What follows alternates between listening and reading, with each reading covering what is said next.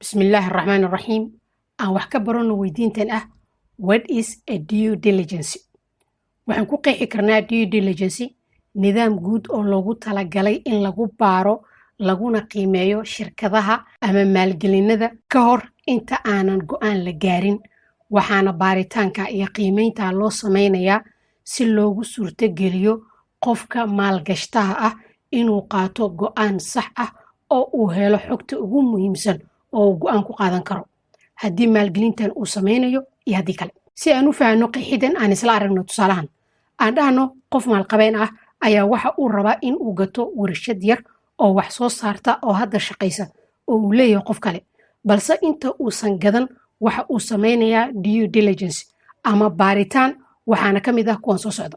kow, in dib loo eego axwaasha maaliyadeed ee shirkadda, lana fiiriyo haddii deyn lagu leeyahay, dakhliga soo gala ama faa'iidada ay samayso shirkaddani waa meeqo, qulqulka lacagta shirkadda waa sidee iyo wixii la halmaala. labo, waxaa sidoo kale la baarayaa qiimeynna lagu sameynayaa xogta wax soo saarka shirkadda ama warshaddan, sida heerka alaabta u taalla waa meeqo, macaamiisha heshiiska lagula jiro oo alaabta ka gadata warshaddan xaalkooda, wax soo saarka guud ee shirkadda waa sidee iyo wixii la halmaala oo la xiriirta wax soo saarka shirkadda. saddex, waa in la qiimeeyo waxna lagu ogaado haddii shirkaddan ay raacdo shuruucda ka jirta waddanka, haddii sharciyeyntii ama shatigii loogu talagalay ay shirkadda haysato, haddii ay jiraan wax dacwad ah oo hadda ka dhan ah shirkadda ama la filayo mustaqbalka inay soo ifbaxaan ma jiraan.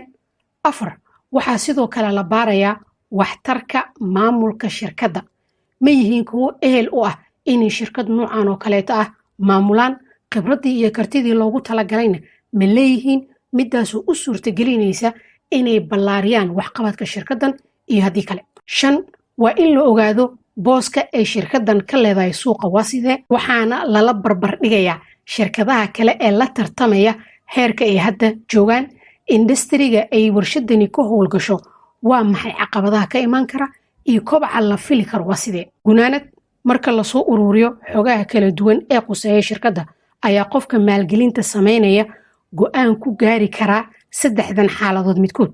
kow, inuu gato shirkaddii. labo, inuu dhaho qiimaha waxa laga dhimo maadaama ay cillad noocaas oo kaleeta ay jirto oo la iga rabo inaan mustaqbalka xalliyo.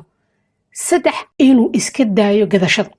haddaba saddexdaas go'aan midkood inuu ku tooso qofka maalgelinta sameynaya waxaa u suurtagelisay baaritaankii uu sameeyey iyo xogtii uu soo ururiyey, midaasoo loo yaqaano due diligence. mahadsanediin, waa inoo markala haddii rabbi idmo.